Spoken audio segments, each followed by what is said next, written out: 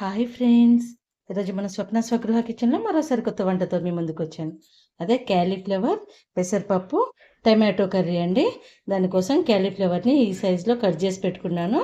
తర్వాత పెసరపప్పు కొంచెం నానబెట్టుకున్నాను. 3 టమాటోలు, ఒక ఉల్లిగడ్డ, 3 పచ్చిమిర్చి, కొంచెం కరివేపాకు తీసుకున్నాను.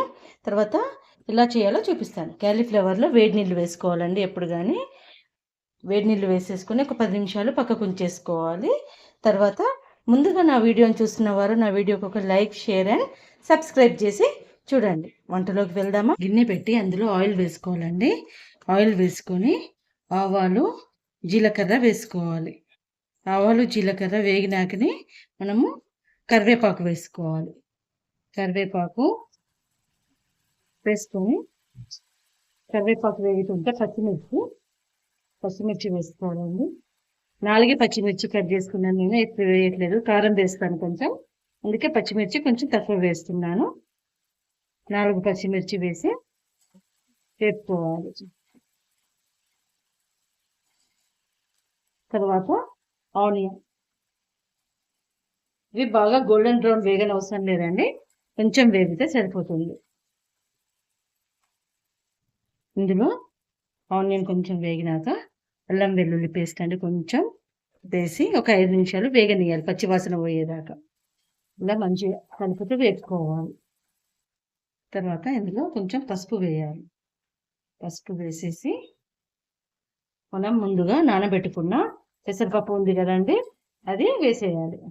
ఈ వంట చేసేటప్పుడు స్టవ్ మీడియం నుంచి నార్మల్ ఫ్లేమ్లోనే ఉండాలండి, హై ఫ్లేమ్లో ఉండొద్దు. ఎందుకంటే పప్పు మంచిగా ఉడకాలి కాబట్టి మీడియం నుంచి నార్మల్ ఫ్లేమ్లోనే పెట్టుకోవాలి. మొత్తం పప్పు వేసేసుకొని, పప్పు క్వాంటిటీ అనేది మన ఇష్టం అండి, ఎక్కువ తీసుకోవచ్చు, తక్కువ తీసుకోవచ్చు. నేను మాత్రం ఒక టీ గ్లాస్ తీసుకున్నానండి. తర్వాత క్యాలీఫ్లవర్ వేసేయాలి దీని మీద.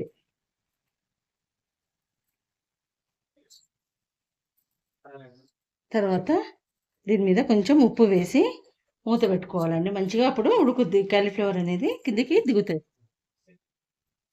మధ్యలో ఇలా కలుపుతూ ఉడికించుకోవాలి.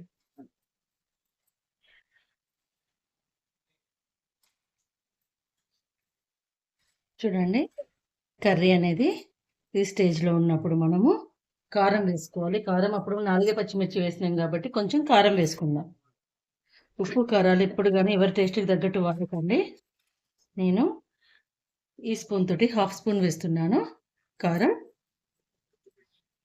క్యాలీఫ్లవర్ అనేది పూర్తిగా వేగదండి, వేగన అవసరం లేదు, కొంచెం ఉడికితే సరిపోతుంది. తర్వాత టమాటో వేసేసుకొని కొంచెం టీ గ్లాస్ వాటర్, గ్రేవీ ఎంత కావాలనుకుంటే దాన్ని చూసుకొని వాటర్ వేసుకోవాలి. నేను ఒక చిన్న టీ గ్లాస్ వాటర్ వేస్తున్నాను. వేసేసి చూడండి, మీకు అందాజకు కావాలంటే మనం వేసుకున్న పప్పు కూర అంత వాటర్లో డిప్ అయ్యేటట్టు చూసుకోవాలి. ఈ స్టేజ్లో మూత పెట్టి టమాటో అంతా గుజ్జు అయ్యేదాకా ఉడికించుకొని ఒక 5 to 10 minutes ఉడికించుకుంటే మనకు కర్రీ రెడీ అయిపోతుంది. చూడండి, మన క్యాలీఫ్లవర్, పెసరపప్పు, టమాటో అనేది రెడీ అయిపోయింది. ఇప్పుడు కొత్తిమీర చల్లుకొని, గ్రేవీ ఇంత ఉంటేనే బాగుంటుందండి. ఇది రోటీకి కానీ రైస్కి కానీ చాలా బాగుండే కర్రీ. పప్పు అనేది పూర్తిగా ఉడకొద్దండి, ఇది కుక్కర్లో కూడా వండుకోవచ్చు. కుక్కర్లో అయితే ఒక్క విజిల్ ఇప్పించాలి.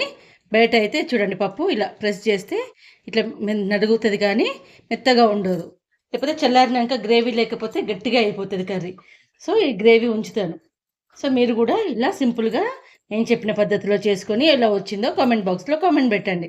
నా వంటలు కనుక నచ్చితే నా ఛానల్కి లైక్, షేర్ అండ్ సబ్స్క్రైబ్ చేయండి. స్వప్న స్వగృహ కిచెన్. Thank you.